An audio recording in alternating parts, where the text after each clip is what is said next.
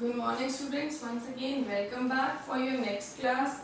Last videos में हम लोगों ने कवर किया chapter number 4 that is chemical kinetics, जिसकी बोर्ड में वेटेज है 5 मार्क्स की।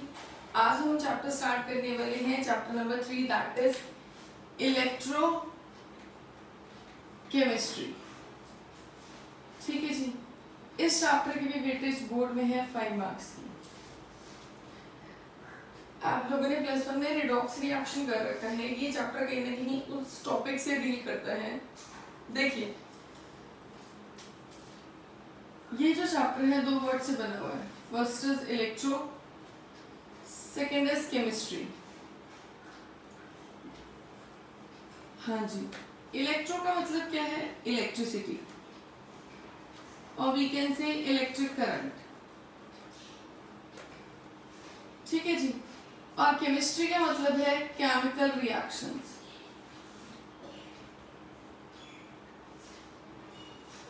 ठीक है जी, तो दैट मीन्स इलेक्ट्रिसिटी और केमिकल रिएक्शंस ये चैप्टर डील करता है।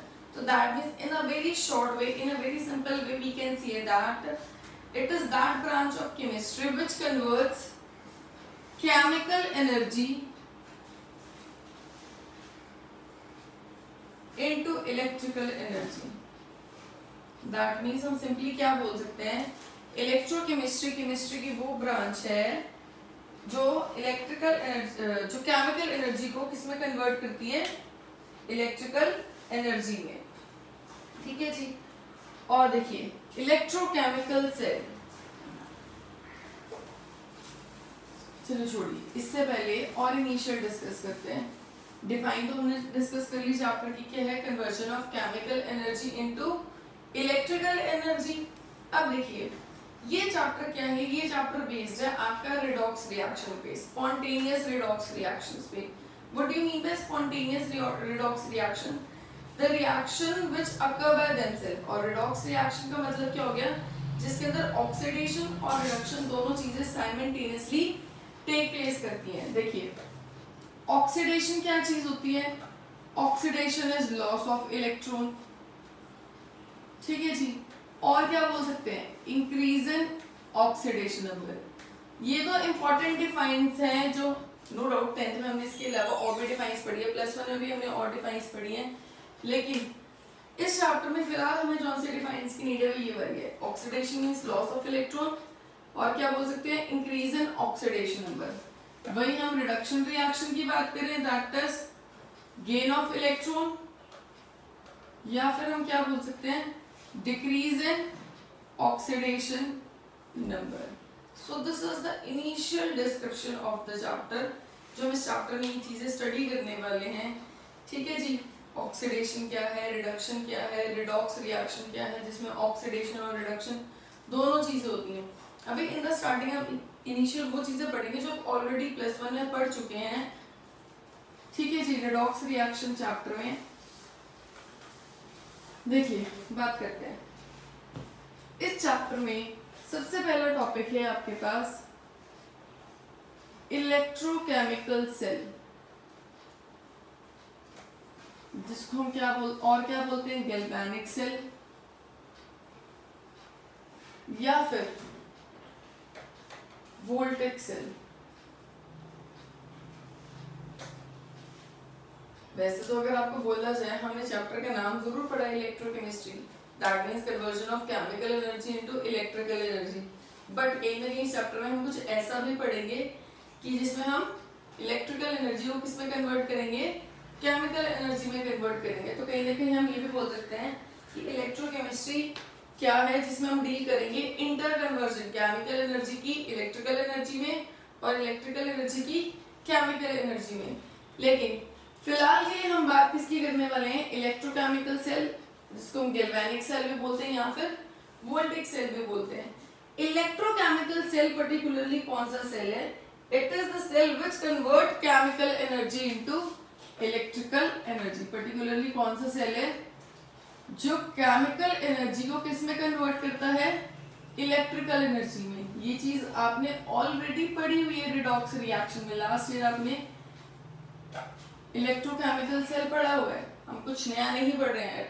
It is repeated. ठीक है जी, electrochemical cell is the cell which converts chemical energy into electrical energy which is liberated during a redox chemical reaction. कोई redox reaction हो रही है, उसके दौरान जो chemical energy release हो रही है that is being converted into electrical energy. देखिए, आपको एक चीज हमेशा ध्यान रखनी है कि कोई भी इलेक्ट्रोकेमिकल सेल है, ऐसा क्यों है ये हम डिस्कस करेंगे बाद में। कोई भी इलेक्ट्रोकेमिकल सेल है, उसका जो इलेक्ट्रोड पोटेंशियल है that should be 1.1 volt. Electrochemical cell का जो इलेक्ट्रोड पोटेंशियल है वो कितना होता है 1.1 वोल्ट। कब? जब कैथोड पे जो आयन है और एनोड पे जो आयन है उसकी जो कंसेंट्रेशन है वो कितनी होती है, यूनिटी। यूनिटी मीन्स 1 मोलर, या फिर आप क्या बोल सकते हो 1 मोल पर डेसीमीटर क्यूब। एक इलेक्ट्रोकेमिकल सेल है, उसका इलेक्ट्रोड पोटेंशियल जो है वो किसके इक्वल होता है, that is equals to unity. कब? ठीक है जी, यूनिटी कब होता है, जब उसकी इलेक्ट्रोकेमिकल सेल का इलेक्ट्रोड पोटेंशियल कितना 1.1 वोल्ट। अब देखिए, जो आपको नोट्स प्रोवाइड किए गए हैं वहां पे एनोड या कैथोड आयन की जगह Zn2 पॉजिटिव या Cu2 पॉजिटिव आयन लिखा हुआ है। देखिए, हमने एक एग्जांपल किया हुआ है last year, Daniell cell, electrochemical cell का बहुत इंपॉर्टेंट एग्जांपल जो बहुत टाइम से हम डिस्कस करते हैं, that is electrochemical cell. So that's why we have written that कि Zn एनोड साइड पे होता है Zn2 positive ion, cathode side पे होता है Cu2 पॉजिटिव आयन। तो हम ये बोल देते हैं कि जब Zn2 पॉजिटिव और Cu2 पॉजिटिव आयन की कंसेंट्रेशन 1 मोलर है, उस टाइम पे जो इलेक्ट्रोकेमिकल सेल का इलेक्ट्रोड पोटेंशियल है वो कितना होगा, that would be 1.1 volt. Is it clear? चलिए आगे बढ़ते हैं। देखिए, दूसरी चीज हमें क्या ध्यान रखनी है, कोई भी इलेक्ट्रोकेमिकल सेल है वो वर्किंग में कब होता है, जब उसके डेल्टा जी की वैल्यू क्या होती है, लेस देन 0। पढ़ेंगे आगे हम, जब उसकी डेल्टा जी की वैल्यू क्या होती है, लेस देन 0। चलिए, लेस देन 0 का मतलब क्या है, नेगेटिव वैल्यू होगी। तब जो है एक इलेक्ट्रोकेमिकल सेल जो है वर्किंग में, डेल्टा जी की वैल्यू लेस देन 0 होने का मतलब क्या है, नेगेटिव होने का मतलब क्या है कि जो आपका इलेक्ट्रोकेमिकल सेल है उसके अंदर जो स्पॉन्टेनियस रिडॉक्स रिएक्शन हो रही है, या फिर सिंपली बोल लीजिए जो आपका सेल है वो वर्किंग में है। ठीक है जी, सारी चीजें डिटेल में आगे पढ़ेंगे। आज हम सबसे पहले डिस्कस करने जा रहे हैं इलेक्ट्रोकेमिकल सेल का सबसे बेसिक एग्जांपल। ऐसा नहीं है कि नो डाउट हम एनसीईआरटीज में सब में ये एग्जांपल डिस्कस करते हैं, but it is not compulsory कि इसी सेल के बेसिस पे क्वेश्चंस आएंगे। क्वेश्चंस किसी भी सेल के बेसिस पे आ सकते हैं, बट हम क्या डिस्कस कर रहे हैं, गैल्वेनिक सेल, जो जनरल सेल हमारे सिलेबस में, हम वो जनरल सेल्स को डिस्कस कर रहे हैं। ये सेल समझ आ गया, मतलब सबके साथ वही होना है। ठीक है जी, देखिए हमने एक एपरेटस में एक बीकर यहाँ ले लिया, एक बीकर यहाँ ले लिया। ठीक है जी, अब देखिए यहाँ पे मान लेते हैं आपका Zn सपोज जिंक सल्फेट का सोल्यूशन है, और इस बीकर में आपका कॉपर सल्फेट का सोल्यूशन है। इसको बोल देते हैं बीकर ए, इसको बोल देते हैं बीकर बी। जिंक सल्फेट के सोल्यूशन में जिंक की रॉड डिप है, और कॉपर सल्फेट के सोल्यूशन में कॉपर की रॉड डिप है। ठीक है जी, this is zinc electrode, this one is copper electrode, और ये कनेक्टेड है एमीटर से। ठीक है जी, एमीटर कह लो, गैल्वेनोमीटर कह लो, फिजिक्स में आप पढ़ोगे कि एमीटर गैल्वेनोमीटर की तरह किस तरह वर्क करता है। That means ammeter also work as galvanometer या galvanometer even act as ammeter. ये चीज आप फिजिक्स में स्टडी करेंगे। ठीक है, वोल्ट मीटर लगा लीजिए। तो दैट मींस यहाँ से हमने वायर के थ्रू इस सर्किट को इस वाले बीकर को इस वाले बीकर से क्या कर दिया, कनेक्ट कर दिया। देखिए हमें पता है लेफ्ट हैंड साइड पे क्या होता है, anode, this is left half cell. इसको हम क्या बोलेंगे, लेफ्ट हाफ सेल। ये कौन सी हो जाएगी फिर, राइट हाफ सेल, ठीक है। और ये वाली साइड क्या हो जाएगी, कैथोड हो जाएगी। इन पे चार्ज क्या होते हैं, पॉजिटिव नेगेटिव, वो हम आगे फर्दर डिस्कस करेंगे। देखिए अब हम डिस्कस करने जा रहे हैं, यहाँ पे हमारे पास क्या है, जिंक सल्फेट सोल्यूशन, यहाँ पे हमारे पास क्या है, copper sulphate solution. Left hand side पे हमेशा क्या होती है, ऑक्सीडेशन। हम इसको और क्या बोल सकते हैं, ऑक्सीडेशन हाफ सेल। ये चीजें आपको याद रखनी है। लेफ्ट हैंड साइड वाले बीकर में, मतलब एनोड वाले बीकर में हमेशा क्या होती है, ऑक्सीडेशन, और राइट हैंड साइड के थोड़ वाले बीकर में हमेशा क्या होती है, रिडक्शन। तो इसको रिडक्शन हाफ सेल भी बोल सकते हैं। और क्या बोल सकते हैं, इसको एनोड हाफ सेल बोल सकते हैं, और इसको कैथोड हाफ सेल बोल सकते हैं। चलिए जी देखिए, अब जैसे कि हमें पता है कि लेफ्ट हैंड साइड पे क्या होती है, ऑक्सीडेशन होती है। ऑक्सीडेशन होने का मतलब है जो जिंक है, ऑक्सीडेशन होने का मतलब क्या है, जो इसमें जिंक का इलेक्ट्रोडिप है वो ऑक्सीडाइज हो जाएगा, किसमें कन्वर्ट हो जाएगा, Zn से Zn2 पॉजिटिव में, और 2 इलेक्ट्रॉन निकल जाएंगे। ऑक्सीडेशन का मतलब यही है, लॉस ऑफ इलेक्ट्रॉन। पर यहाँ पे क्या होगा, कॉपर सल्फेट के Cu2 पॉजिटिव आयन जो है वो 2 इलेक्ट्रॉन गेन करके कॉपर बनाएंगे। बड़ा आसान है, ये चीजें हमने प्लस वन में बड़ी आसानी से पढ़ी थी। इधर इससे इलेक्ट्रॉन लूज होंगे, वो इलेक्ट्रॉन इधर गेन हो जाएंगे, ठीक है। दोनों तरफ loss of electron gain of electron equal हो रहा है, ठीक है। तो ये रिडॉक्स रिएक्शन है, बैलेंस है, ये चीजें पढ़ रहे थे। इतना आसान नहीं है ये काम। देखिए यहाँ पे क्या बन रहा है, Zn2 पॉजिटिव। इसका मतलब क्या है, इस सोल्यूशन के अंदर सारा कौन सा चार्ज इकट्ठा हो रहा है, सिंपली बोले तो Zn2 पॉजिटिव चार्ज इकट्ठा हो रहा है, ठीक है जी। वो क्या रहा है, ये इलेक्ट्रोड यहाँ पे डिप किया हुआ है जिंक सल्फेट सोल्यूशन के अंदर। इस जो मेटल की इलेक्ट्रोड है, जिंक की रॉड है, इसकी क्या हो रही है, ऑक्सीडेशन। ऑक्सीडेशन होने की वजह से क्या हो रहा है, लॉस ऑफ इलेक्ट्रॉन। और जिंक की रॉड किसमें कन्वर्ट होती है, Zn2 पॉजिटिव है। वो Zn2 पॉजिटिव आयन इस सोल्यूशन में आते जा रहे हैं, और वो जो इलेक्ट्रॉन लूज हुए हैं वो कहाँ इकट्ठे होते जा रहे हैं, इस रॉड के ऊपर। वो इलेक्ट्रॉन कहाँ इकट्ठे होते जा रहे हैं, इस रॉड के ऊपर। अब देखिए होना क्या चाहिए, अब ये देखो, ये इलेक्ट्रॉन इधर से इधर जाने चाहिए, बैलेंस तभी होगा ना, इधर गेन तभी होगा जब इधर से इलेक्ट्रॉन, मान लिया चलो इधर से इलेक्ट्रॉन बाहर जा रहे हैं और इधर से इलेक्ट्रॉन अंदर आ रहे हैं। अब उन इलेक्ट्रॉन्स को देख के ये Cu2 पॉजिटिव उनके पास जाता रहेगा, ये Cu2 पॉजिटिव उन इलेक्ट्रॉन्स को गेन करके क्या बनता रहेगा, कॉपर। क्या होगा, इस सोल्यूशन के अंदर जो Cu2 पॉजिटिव आयन है उसको इधर से क्या आते दिखेंगे, इलेक्ट्रॉन्स आते दिखेंगे। जब वहां पे इलेक्ट्रॉन्स आ रहे होंगे, यही होता है ना, एनोड से कैथोड की तरफ क्या मूव कर रहे हैं, इलेक्ट्रॉन्स। आपसे ये पूछा जा सकता है जो इलेक्ट्रॉन्स हैं उसकी डायरेक्शन क्या है, electrons are moving from anode to cathode. यहां से क्या हुआ, जिंक रॉड की ऑक्सीडेशन हुई, जिंक का इलेक्ट्रोड है उसकी ऑक्सीडेशन हुई, Zn2 पॉजिटिव आयंस में कन्वर्ट हो गया। दैट मींस आपके सॉल्यूशन में क्या चीज इकट्ठी हो गई, Zn2 पॉजिटिव आयन, और इस रॉड में क्या इकट्ठे हो गए, इलेक्ट्रॉन्स। अब यहाँ से क्या है, ये इलेक्ट्रॉन्स यहाँ से मूव कर रहे हैं, इस रॉड पे क्या आ गए, इलेक्ट्रॉन्स आ गए। अब देखो ये नेगेटिवली चार्ज है, यहाँ पे सोल्यूशन कौन सा है, कॉपर सल्फेट का सोल्यूशन है। कॉपर सल्फेट के सोल्यूशन में कौन से आयन है, Cu2 पॉजिटिव आयन। वो Cu2 positive ion electron gain करके किस में कन्वर्ट होना शुरू हो जाएंगे, कॉपर।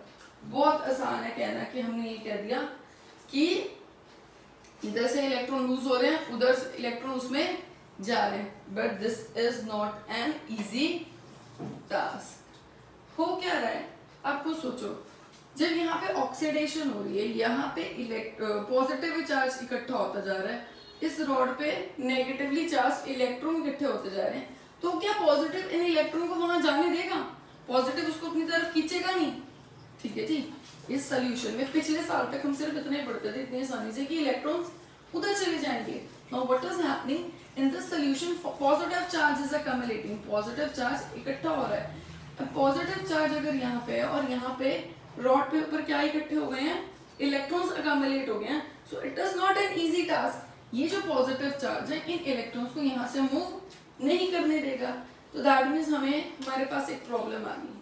प्रॉब्लम ये आ गई कि जो पॉजिटिव चार्ज है एनोड हाफ सेल में, इस एनोड हाफ सेल में जो पॉजिटिव चार्ज इकट्ठा हो रहा है वो इलेक्ट्रॉन्स का आउटवर्ड फ्लो रोक रहा है। That means positive charge prevents outward flow of electrons. ये जो पॉजिटिव चार्ज हमारा सोल्यूशन में इकट्ठा हुआ, ये पहली प्रॉब्लम है।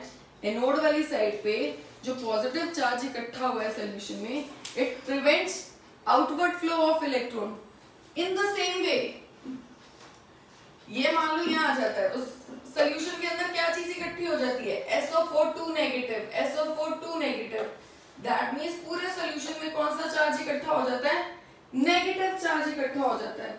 अगर यहाँ पूरे सोल्यूशन में नेगेटिव चार्ज इकट्ठा हो रहा है, that means right half cell में अगर नेगेटिव जो चार्ज है अकम्युलेट हो रहा है, तो यहाँ पे जो इलेक्ट्रॉन्स आ रहे हैं वो भी क्या है, नेगेटिवली चार्ज।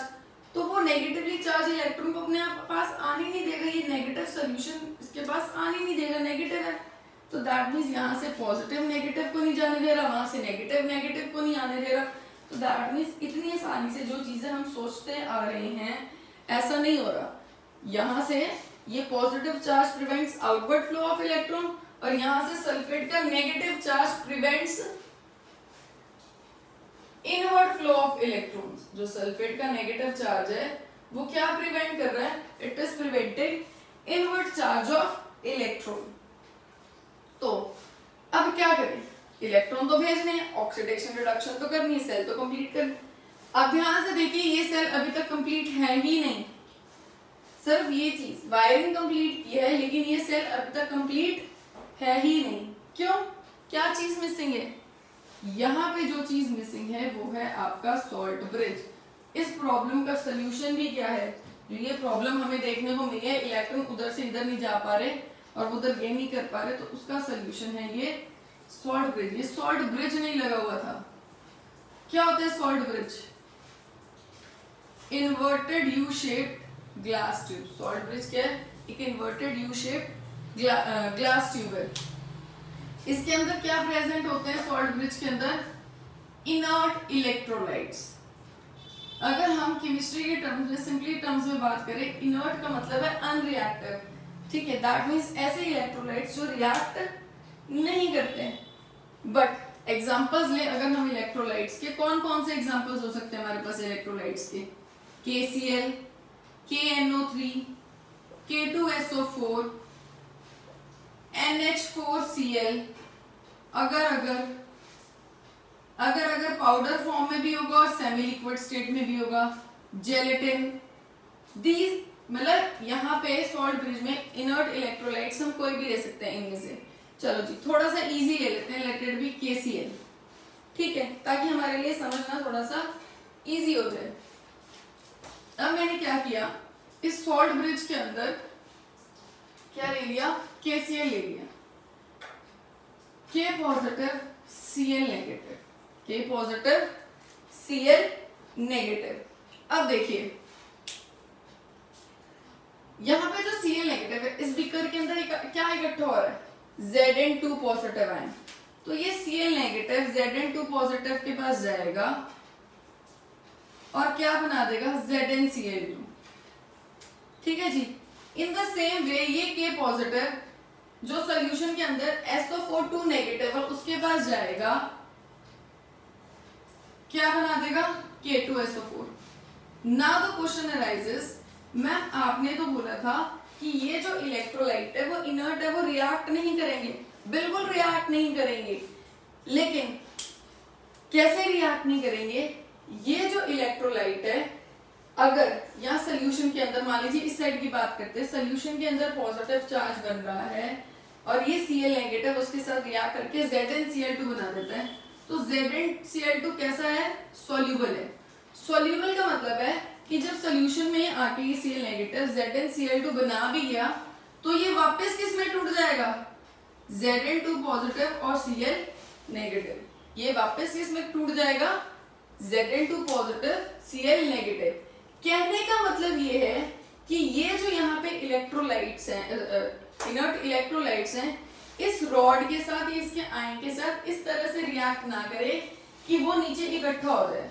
जैसे कि एग्जांपल, अगर यहाँ पे जिंक की जगह सिल्वर की रॉड होती, यहाँ पे अगर जिंक की जगह सिल्वर की रॉड होती तो पता क्या होगा, Ag positive plus Cl negative क्या बन जाता है, AgCl की सबको पता है प्रेसिपिटेट्स बनते हैं, 10th क्लास में आपने पढ़ा है फोटो डिकम्पोजिशन रिएक्शन, AgCl के क्या बन जाते हैं, प्रेसिपिटेट्स।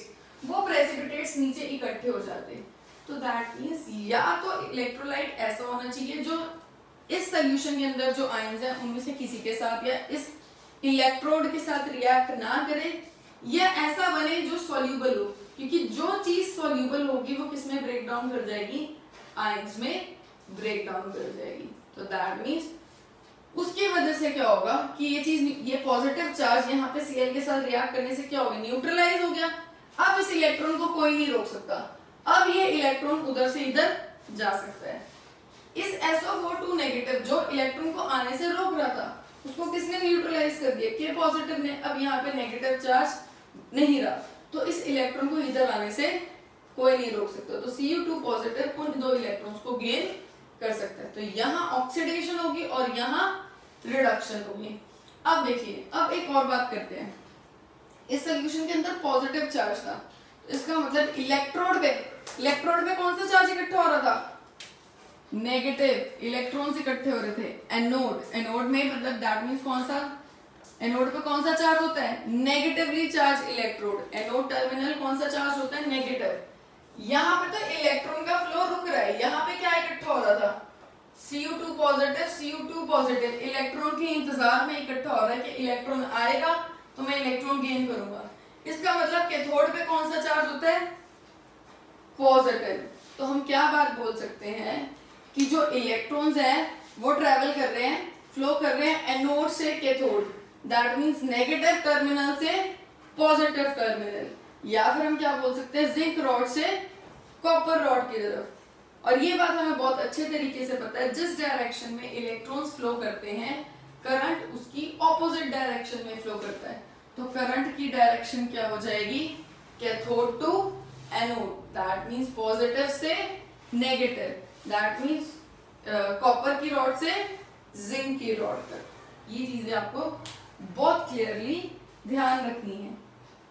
चलिए अब आगे बढ़ते हैं। Next one important question is functions of salt bridge. Salt bridge का क्या फंक्शन है, देखिए दो फंक्शन तो बड़े इजी से, बड़ी आसानी से हमने पढ़े हुए हैं, कॉमनली पढ़ते आ रहे हैं।